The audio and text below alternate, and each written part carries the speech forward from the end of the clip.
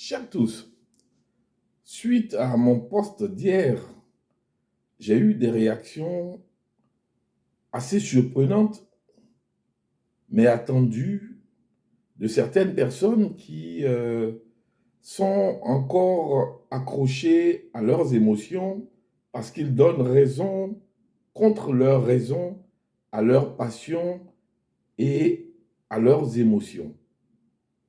Cela m'a choqué et m'amène aujourd'hui à faire quelques précisions. En effet, parler des réussites de la Côte d'Ivoire, parler des réussites de mon pays, devait être une fierté pour nous tous, pour tous les Ivoiriens. Avoir des infrastructures dignes de ce nom qui permettent aux autres pays d'avoir envie de venir chez nous est une fierté.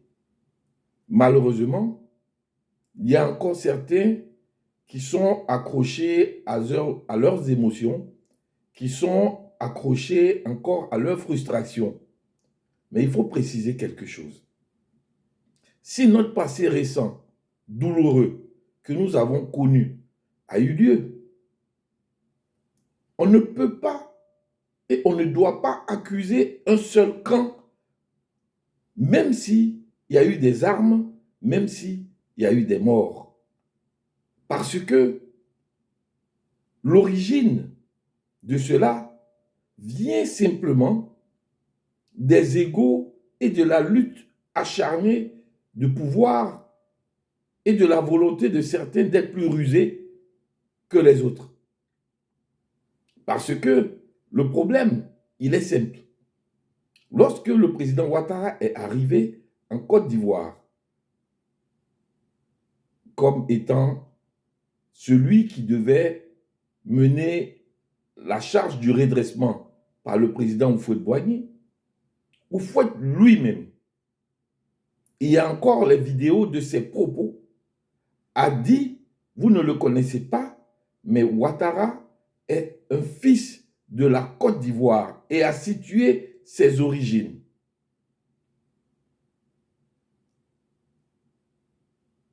Après sa mort, subitement, sa famille d'origine politique a tenté simplement de le rejeter.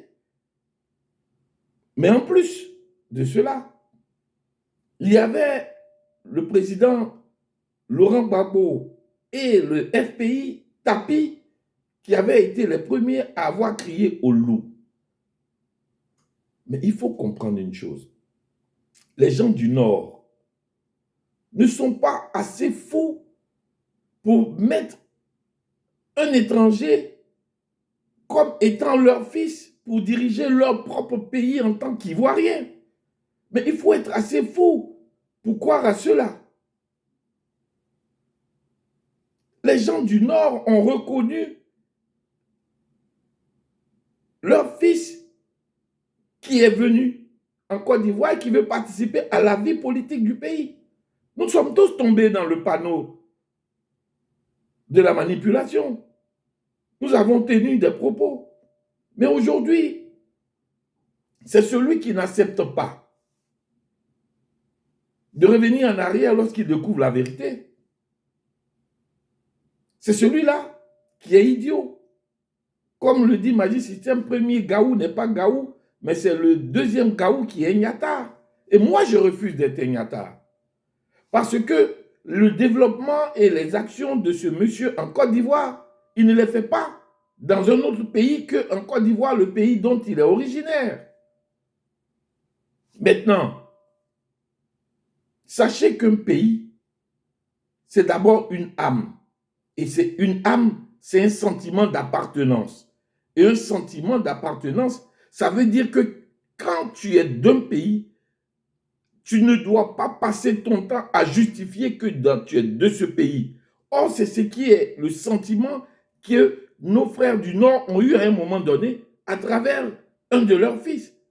M. Ouattara a passé toute sa vie à tenter, politique de Côte d'Ivoire, à tenter de justifier son appartenance pour la Côte d'Ivoire.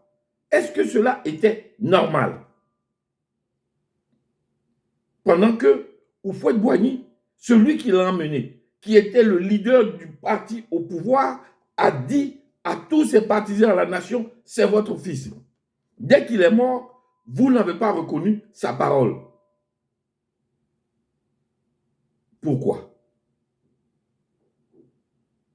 Mais aujourd'hui, après tous les soubresauts, le pays tente de se redresser, mais vous avez encore dans vos cœurs les ressentiments. Vous avez encore dans vos cœurs l'esprit du passé. Vous savez, le passé, il est passé, voire dépassé. Quand l'avenir n'est pas encore. Quant au présent, s'il restait toujours présent, il serait plus présent, il serait l'éternité. Tout le monde passera. Mais de grâce, ouvrez votre esprit à la compréhension des choses.